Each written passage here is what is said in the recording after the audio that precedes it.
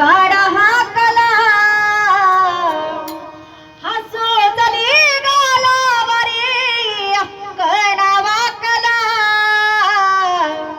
हसू चली गालावरी कणा वाकला घडीभर तू थांब गड्या घडीभर तू थांब गड्या उमगाया बापर लय बगड हा गड्या उमगाया बापर उमगाया बापर. महाराज बापाच्या धापा ऐकत ना बसल्या थोडस कधी मध्ये तरी आपण आपल्या बापाजवळ बसा आपल्या बापाला कधीतरी विचारा.